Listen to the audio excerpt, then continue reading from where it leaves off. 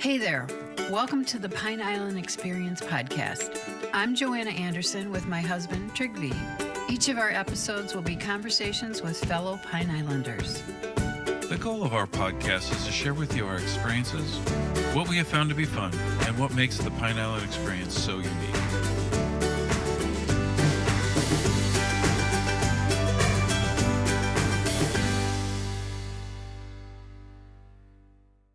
One of the best compliments I ever received, I have a neighbor in Matlacha. Their family wanted to buy a house in Cape Coral. And at the end of the transaction, the customer looked at me and said, "That was really easy."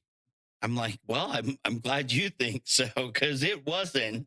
There were a lot of hurdles that we had to overcome. And that's, I think, quintessential to being a good realtor is figuring out how to smooth out those, um, having the right contacts, having the right education to just make that happen. You heard Stephen Longest, realtor, speaking about how to be a good realtor. As you listen to his story, you will hear how he truly lives up to his slogan, more than just a realtor. And Pine Islanders agreed. Stephen was just awarded 2023 Best of Pine Island Real Estate Agent. And now, here's Stephen. Welcome, Stephen. Thank you for joining us. We're very excited you're here. We want to start in the beginning, like we always do, about you, where you're from, where you grew up, where you went to school, about your doggies, anything you care to share with us on as you came to Pine Island. Well, thank you for having me. So I guess I'm going to start with I'm a Virginia native, born and raised. I lived there for about 27 years. About 27 years old, I decided to move to sunny Florida. As I mentioned in our pre-chat, I've lived in Florida a few times and always tried to get the math to work out in my favor. My previous career, when I started just out of high school, I went through an apprentice program and I went into the field of metrology, which is actually really cool. It's the science of 3D measurement.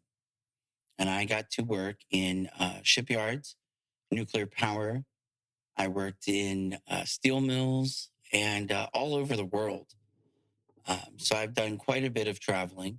That is a cool career. It was very cool. Yeah. And people, often say, well, what did you measure? And I said, well, I worked in shipyards. I aligned the torpedo tubes on the submarine because, of course, you want the torpedoes to fire straight.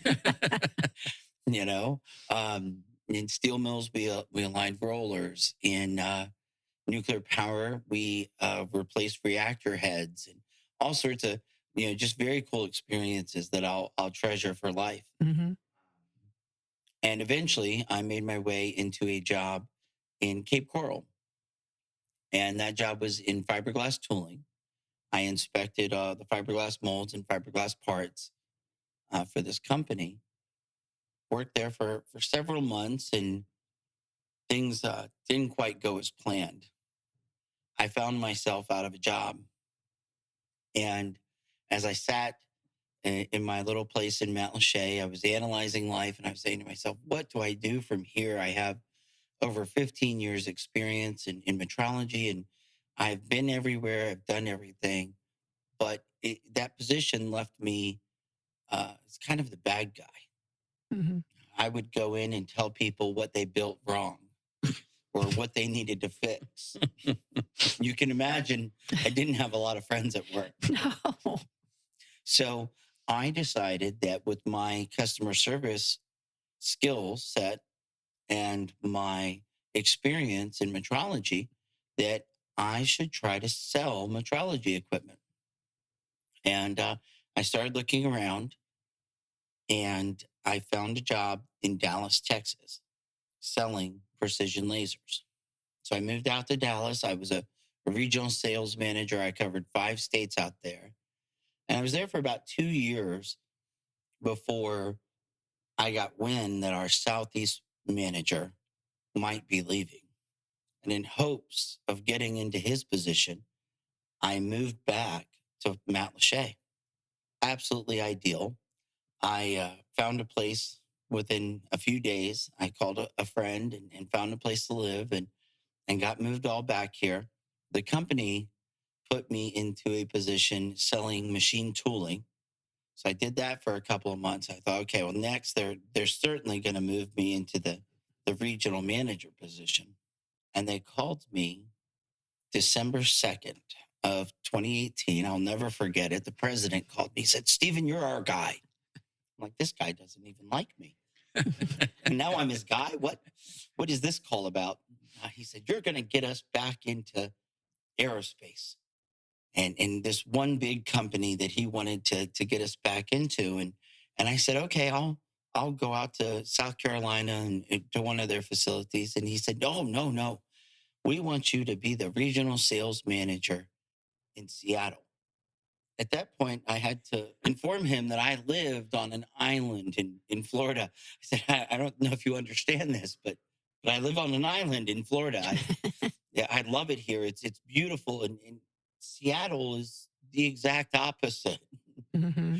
They have the same number of sunny days as we have rainy days. I don't think that's going to be a good fit. And he informed me that if I didn't move, I didn't have a position with the company. Wow. It was pretty drastic, and so I sat down and um, once again, I'm at this position of reevaluating things and where do I go from here. And I said, well, I'm really enjoying this sales job. I really get to help people. And I bumped into Julie Oberlin, who's a local realtor here on the island. And Julie and I were talking, and she said, Stephen, with your skill set, you should become a realtor. And I thought about it, and I was like, that could be something. I could sleep in my bed every night. Mm-hmm. And after years of traveling for these various jobs, I've been, like I said, all over. That sounded really appealing.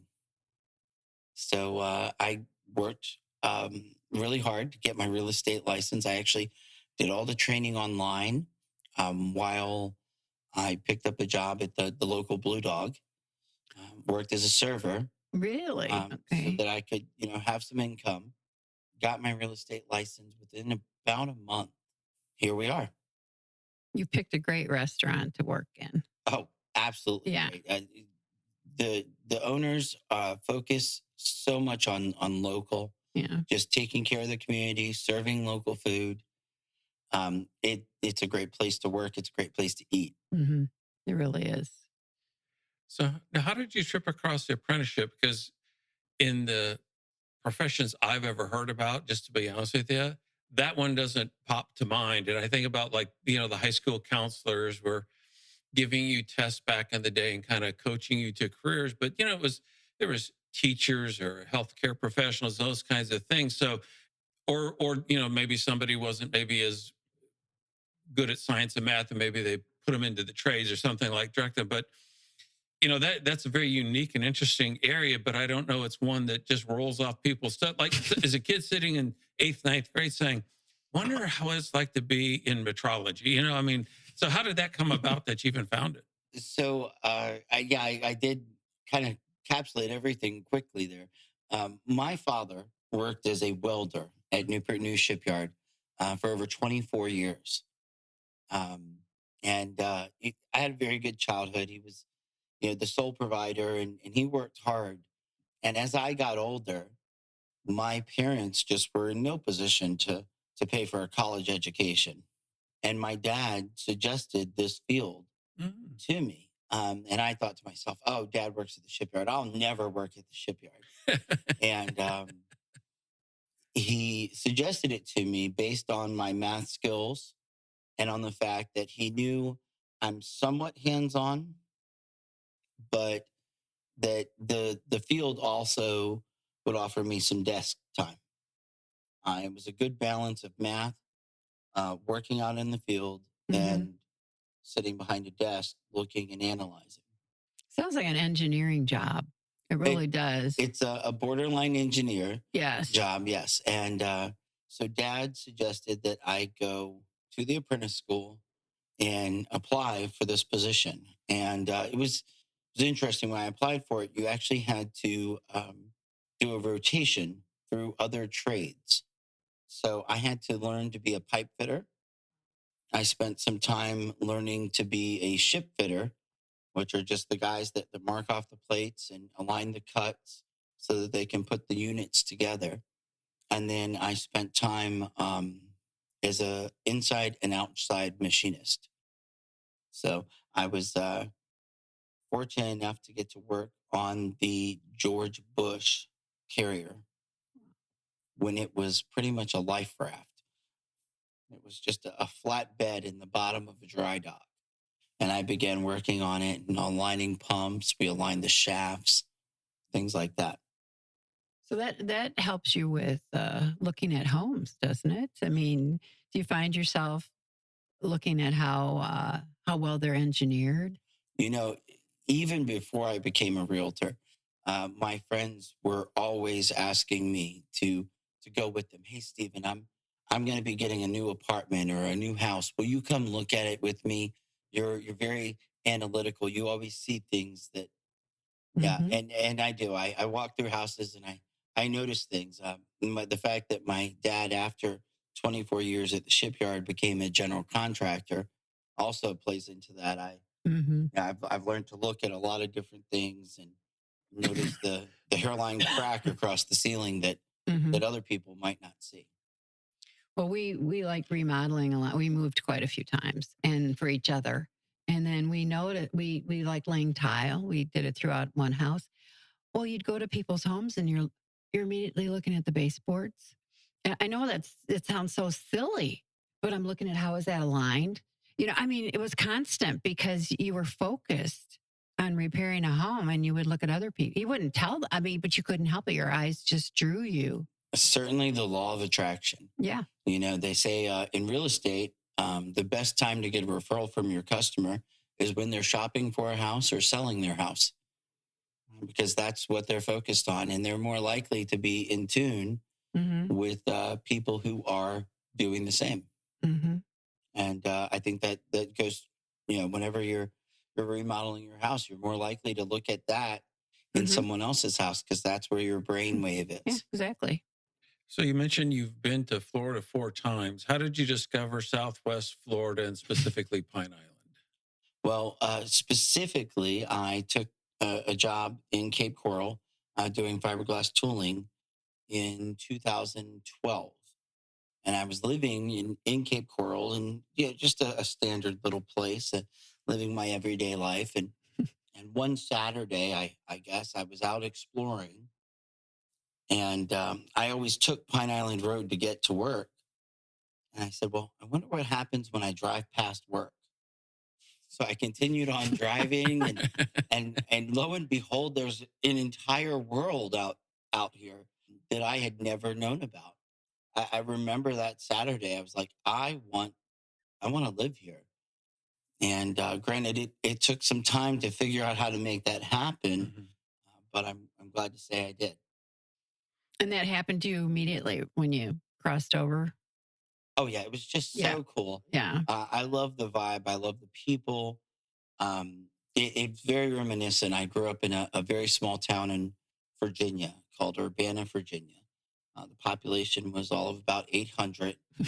It's very similar to Matlacha, except it doesn't snow in Matlacha. It's got cold. I remember when I was a kid, I was out riding my bike, and I was probably about 12, and I had learned how to ride my bike without holding on to the handlebars. And I probably rode maybe 20 feet one day. Got on my bike, started pedaling, and as I was riding, I scooped my helmet off the handlebars and snapped it on. And by the time I made it the 3 blocks home, my mother already knew that I was riding my bike without my helmet. Of course. I mean, that's how small it was. Well, And, Matt and Lachey might be Matlacha like is that. very similar. Yeah. You'll get in trouble. Well, no, I just asked my neighbors what I was doing. And if I forget, it's great.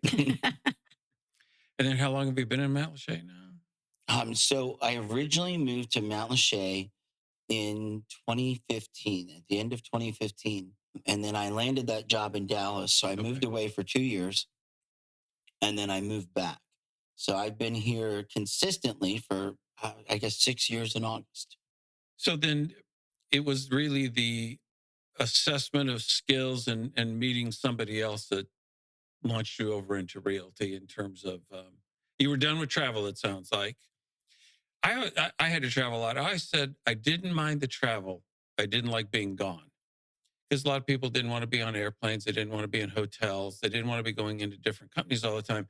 That was never too bothersome, but you can only do that if you're not back home. And you mentioned, you could be in your own bed kind of thing. So, Well, and I'm sure when you're traveling, there's certain things that you do that make it feel more homey.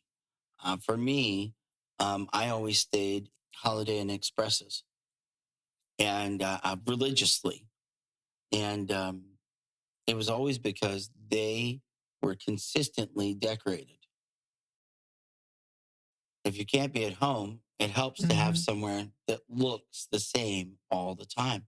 I knew where every light switch was. A lot of people don't know this, but there's a light over the bed in the new Holiday Inns. And there's a switch right beside the nightstand. If you cut on the light, it will illuminate over top of the bed. And I knew where every switch was. If it was dark, it didn't matter. I could walk in the room and turn on whatever light I needed. mhm. And it just gave it that more homey sense. Yeah. I would joke that my memory foam mattress had forgotten who I was. I traveled so much. I think I just got to the point where I wanted the things that other people had. I wanted a plant. And when you're traveling, you can't have a plant. I wanted to have a dog. And now I have two beautiful dogs. That was a real improvement for me, was to just be able to have those things that you can't have when you're traveling all the time. And so you got the realtor license, I think you said within a month or so.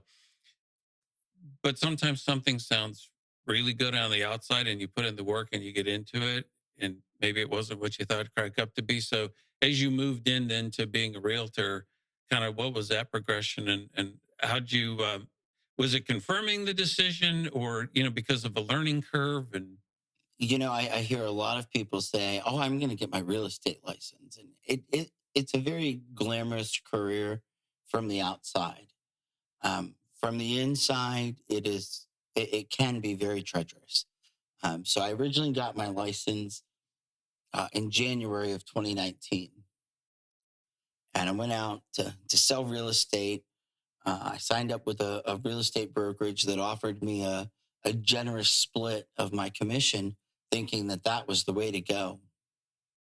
I soon found out that without training, without support, it's horrendous out there. It is hard. So the first 6 months, I sold one mobile home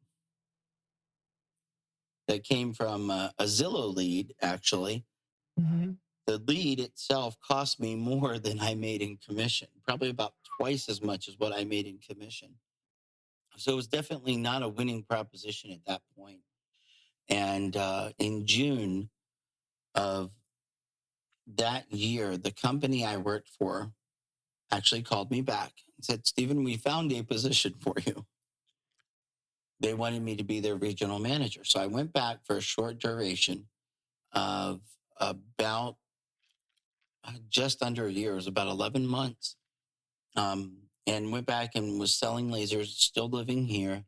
So I was still stuck with the travel, but I also had my real estate license. I was helping friends and family, but not actively working as a realtor full time. And then COVID hit. And when COVID hit, the company dropped our car allowance. They dropped our pay.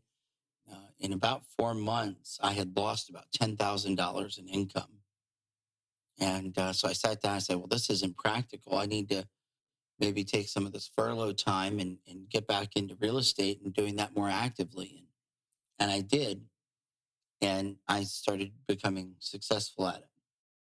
And with real estate, people tell me, oh, I want to get started in real estate. I always tell them, you need 6 months of savings. You need to be able to live for just 6 months without any income. and you have to do it full time. You can't you can't cherry pick your time. If you're not putting in 40 hours a week into your career, if you're not investing that, you're not gonna reap it. Along with furlough time and that, I worked that job until about August. But I also was working in real estate. And after August, I was able to just make the transition. I just went full time real estate. And I'm proud to say that the next year, I landed a position with John R. Wood, who was the oldest brokerage here in Southwest Florida, established in 1958, and one of the more highly recognizable brokerages in the terms of the sales that they do and the number of transactions. From there, I did 4.6 million in real estate sales the next year, which was just incredible.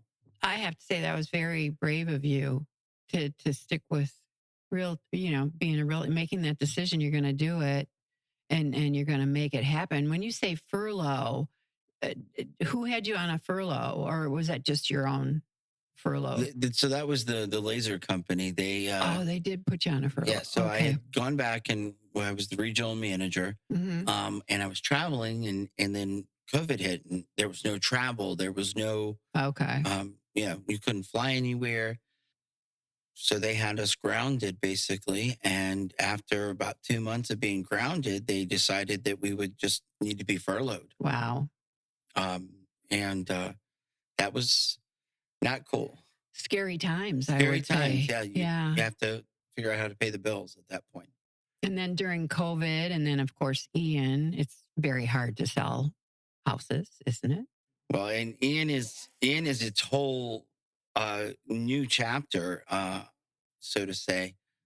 COVID was great for the real estate market. It really highlighted, I think, to a lot of the world the benefits of living in Florida. We have a great sunny state. We were pretty wide open during COVID, where a lot of places were heavily locked down, and we saw a big influx of people into the state of Florida after that. So real estate sales that following year and that year were pretty incredible. Now, when we get to Ian, that's been a whole new world for all of us. So if we go back to something you said a little bit ago, you said, people just want to get into real estate. It looks glamorous, but you're not going to be successful without support and some other things you mentioned. So from that kind of that initial foray, you jump back to the laser. When you came back, like what had you learned and what could you take from that prior experience that then launched you, into more success and being able to achieve multi-million dollars in sales and Well, I'm not a huge horn tooter, if you will, but I'm going to toot my own horn for a minute and just say that, you know, um, even with COVID in the laser sales, I was extremely successful. And I happened upon a deal where I sold four of these lasers at $80,000 a pop, and landed a very hefty commission check. And that's why I stayed in that until August. I was getting that all settled, making sure that the customer was taken care of, and getting that commission. That set me up with that 6 month Mhm. savings that I mentioned, that cushion to know, okay, now I can go full speed ahead into real estate. And along the way, I did two switches in brokerages, and that helped a lot. There were a lot of people that um, I was able to learn from. Oberlin, as I mentioned, encouraged me to get into it, and then soon became my mentor. And Mm. just learning from her and other experts in the industry, I was able to really grow my business. I found, what it comes down to is really just listening to people, understanding their needs and what they want to do, really packaging yourself. You know, I'm I'm a realtor 24/7, and I think that's important. Sometimes it's a little exhausting. I was at a New Year's party, and someone was asking me about the house down the street, and I was like, "Can't we just have a good time tonight?" But it's the job. You're always on. You're always on. Mm-hmm. To your point, there's like looking at the home, deciding if it's, if it'll work for you, blah, blah, blah, potentially selling another property. But the good realtors are the ones that we remember are the ones that smooth out all the little bumps and hiccups that come along during that transaction time. So it's not just understanding the piece of property and the school district and the square footage and those kinds of things. But, I think there's a lot of people that maybe struggle with concepts on finance and point buy down and these things like that. So does that kind of factor? And that when you talk about your customer service and stuff like that, is that just kind of taking care of it throughout the entirety of the process? One of the best compliments I ever received. I have a neighbor in Matlacha. Their family wanted to buy a house in Cape Coral, and at the end of the transaction, the customer looked at me and said, "That was really easy." I'm like, well, I'm glad you think so, because it wasn't. You made it There look were easy. a lot of hurdles that we had to overcome, and that's I think quintessential to being a good realtor is figuring out how to smooth out those, um, having the right contacts, having the right education to just make that happen. In that particular transaction, the house was testing really high for radon, Mm-hmm. Ooh. and which is not uncommon here in Florida. Mm-hmm. Radon emits from the ground. It emits from fresh stone. This was a newer house that had granite countertops in all the bathrooms and all the kitchen, and it had been sealed up. Mm-hmm. And a lot of times, radon will dissipate. Thank Yes, you. correct. Dissipate. Um, with you going in and out of the door or running the exhaust fan in the bathroom or the exhaust on the stove, and no one had been living in this house, so the radon tested really high.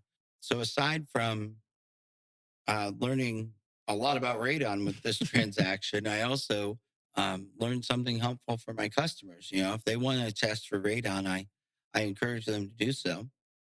But rather than ever getting a second test, which is pretty expensive, I recommend a radon monitor.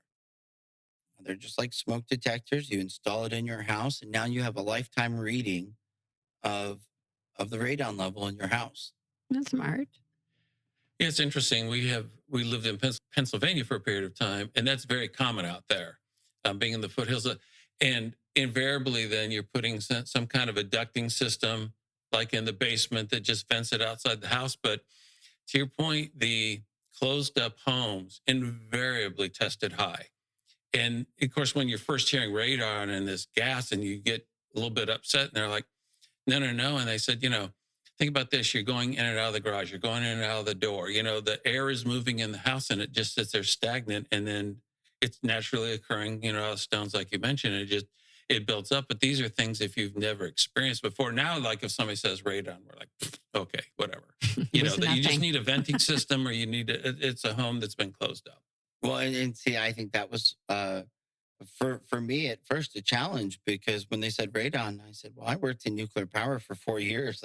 Radon's nothing." Yeah. I've sat on top of the reactor head in a nuclear power plant in Korea, South Korea, of course. Radon, that's nothing. Yeah.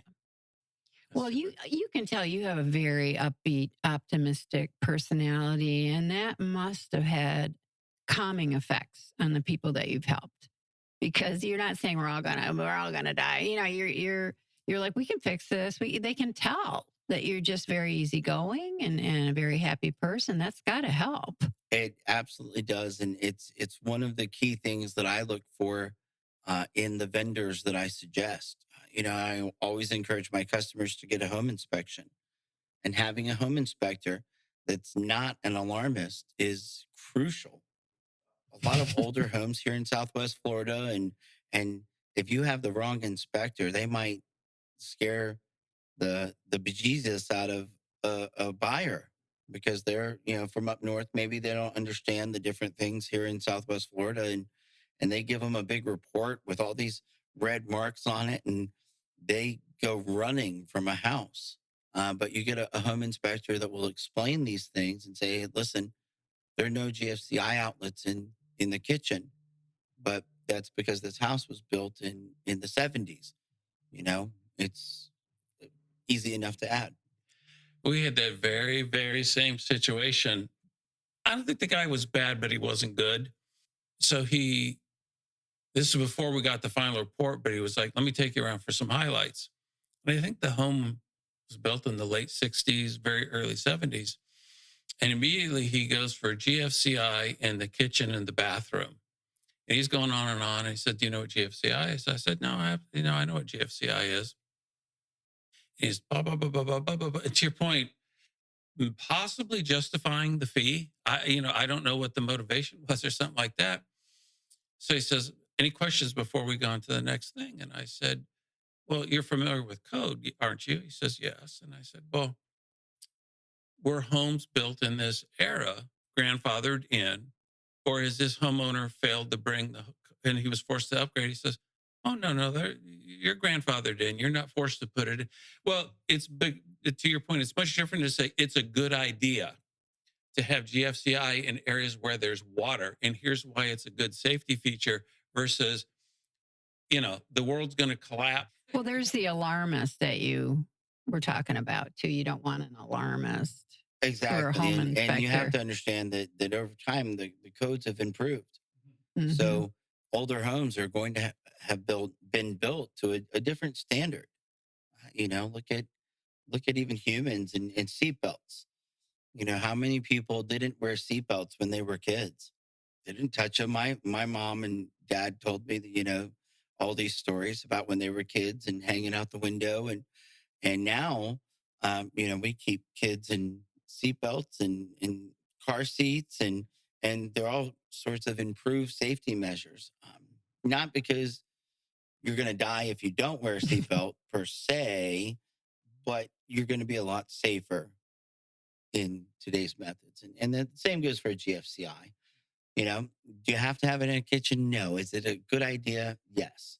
So I don't know if you've heard this phrase. We heard this years ago, and somebody called it the HGTV effect. When you're taking somebody through a home, the reality, I think, if you're a practical homeowner is, I know there's a ton of stuff that needs to be fixed on our home. And you get to it when it's important or it's something breaks, but it isn't necessarily, you're not getting up every day and fixing everything at home.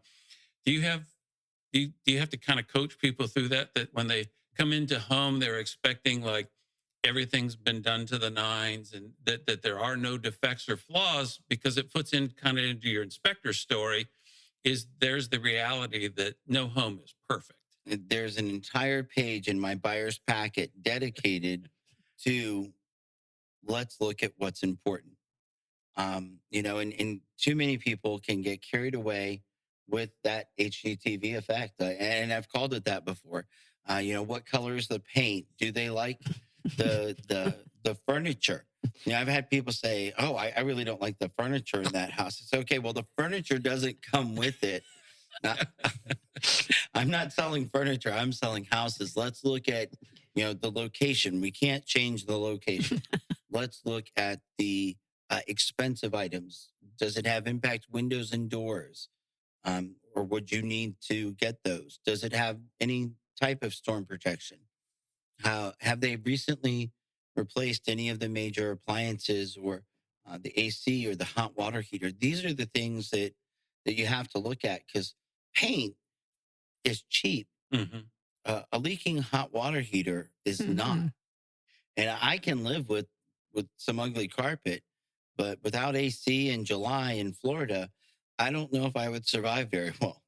And I believe you just won Best of Pine Island for 2023 as a realtor. Congratulations. Thank you. I am just so flattered and so thrilled, so appreciative of all the people that voted for me. It's such an honor. It's when you said compliments, that's the first one I thought of. And that's by people voting on the island. Well, and my mom. And your mom. I'm pretty sure my mom How many voted. votes did she do? She said she voted every day, but we'll see. But that's wonderful. Congratulations. You must be very happy. Very happy.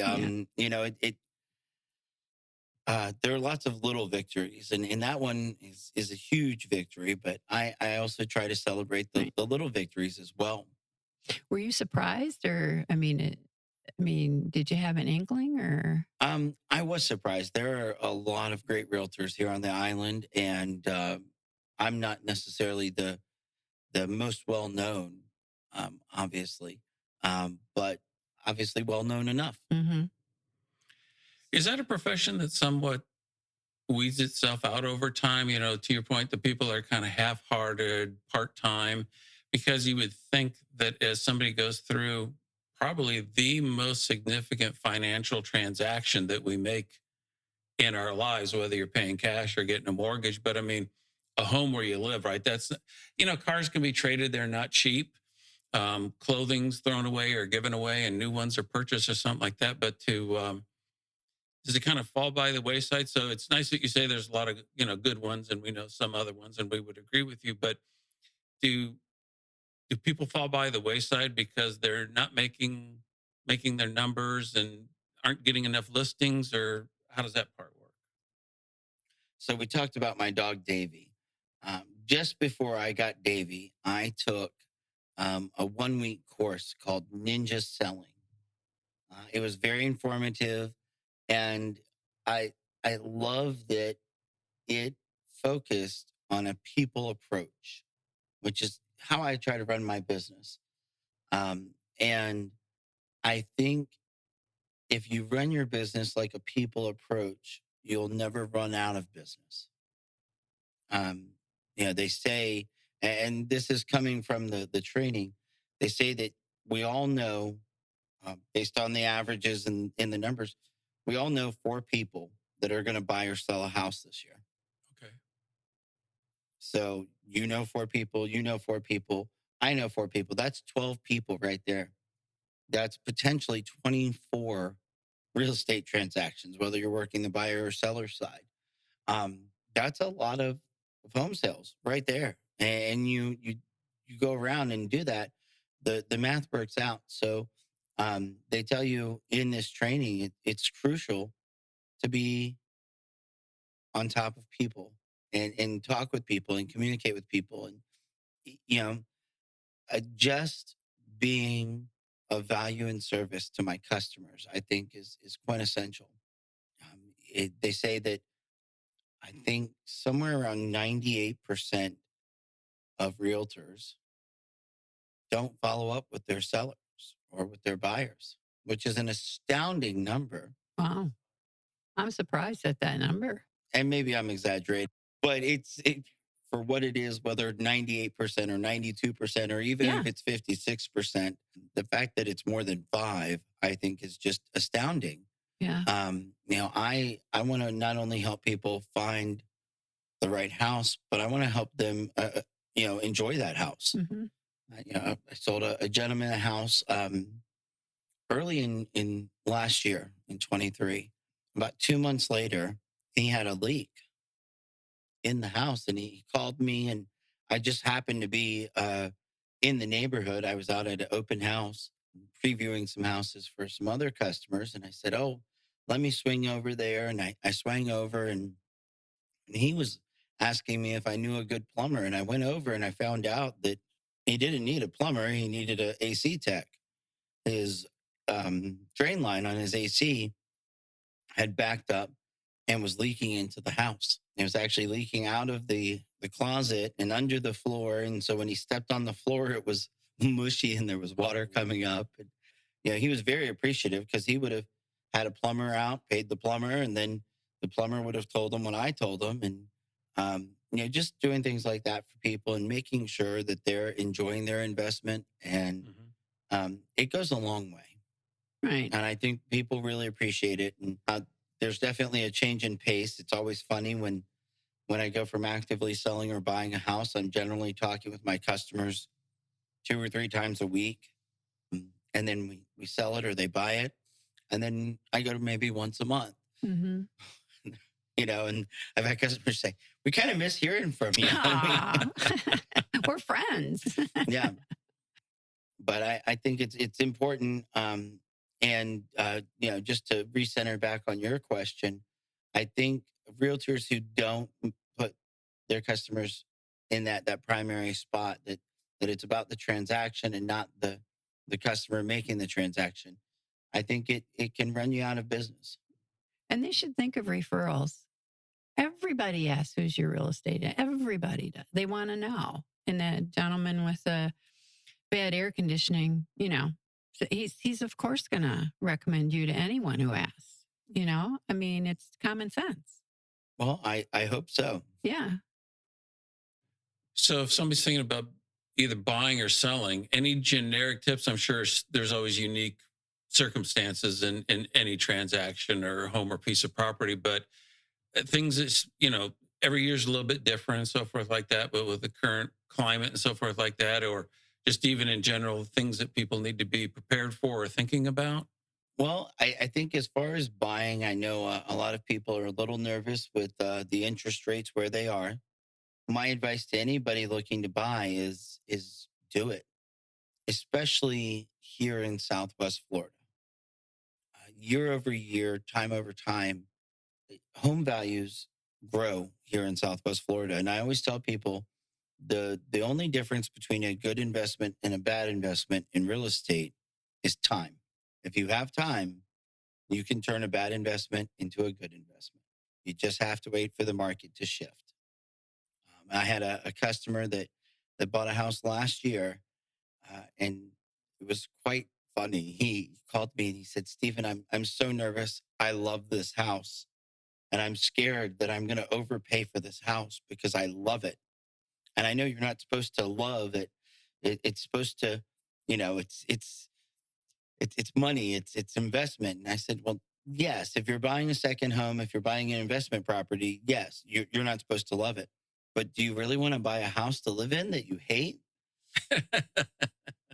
Just because it was the right price, would you, live in a crappy house?" He said, "Well, no, I don't think I would." I said, "Well, then it's okay to love this one, and if you overpay, that's okay. It's not great. We're going to try to minimize that, but how long are you going to live here?" And he said, "Well, gosh, until I die, probably. My kids can sell it." I said, "So we're probably talking another 15, 20 years, right?" I said, "Do you know how much that house has gone up in value in the last 15 or 20 years?" And we talked about that and how, in the 90s or, well, gosh, 15 years wasn't the 90s, was it? Yeah.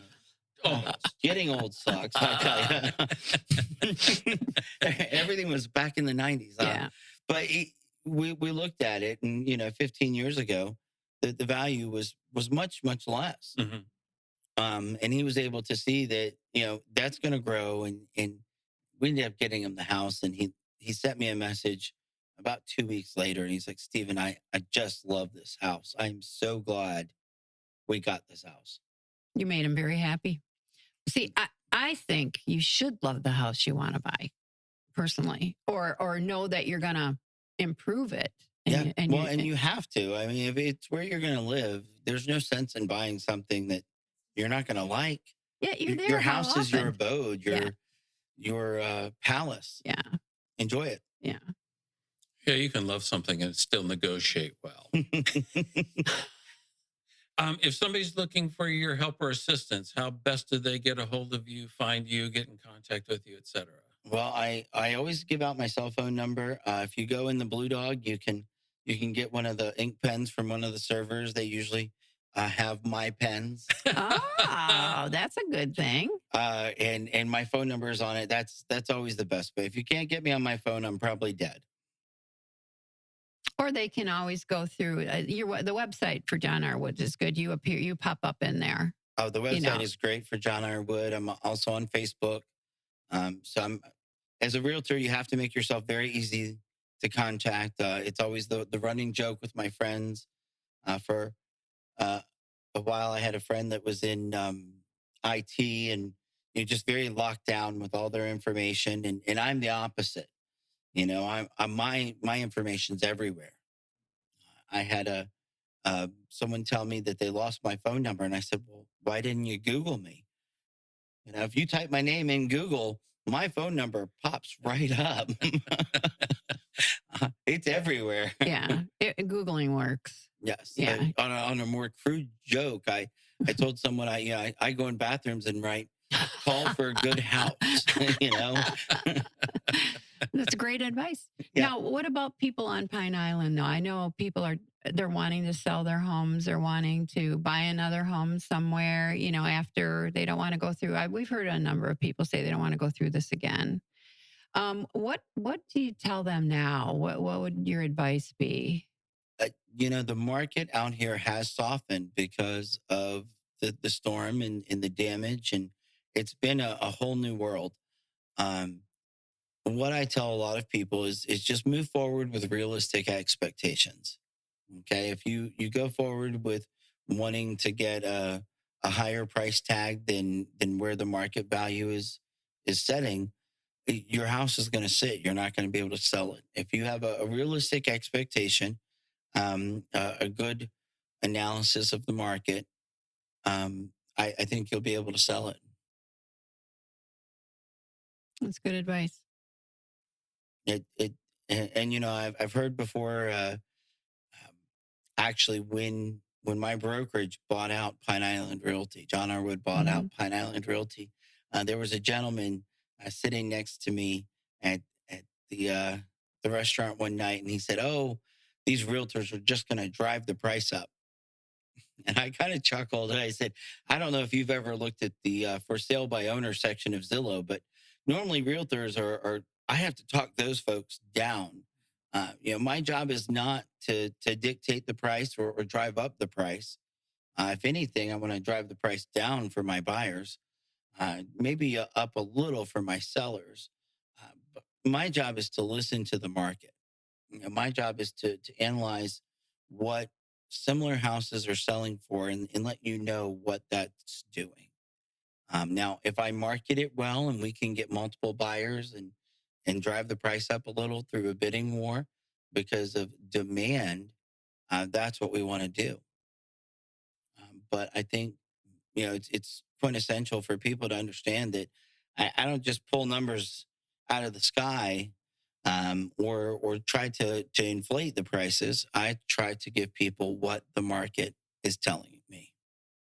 Yeah, well, it's where you have to be. If you go too high, you're gonna sit on the market. You have to create demand. Well, thank you. This has been fascinating. I can't believe how fast the time's gone. You've been very interesting. Thank you. We appreciate you coming out here. And thank Nicole for telling us about you. Wonderful, wonderful time. Thank you. Well, thank you for having me. Thank you for doing this. I think it's great that you're highlighting all these local leaders and really getting the word out about Pine Island. We hope you enjoyed our Pine Island Experience podcast. If you have any ideas for us, people to interview, or any comments, please feel free to email them to us at pineislandexperience@gmail.com. That's pineislandexperience, all one word, @gmail.com. Don't forget to like us, and you may subscribe to this podcast using all the major catchers like Apple iTunes, Google Podcasts, and Spotify. Thanks again for listening, and remember, island life is a constant vacation. We'll see you on the next podcast.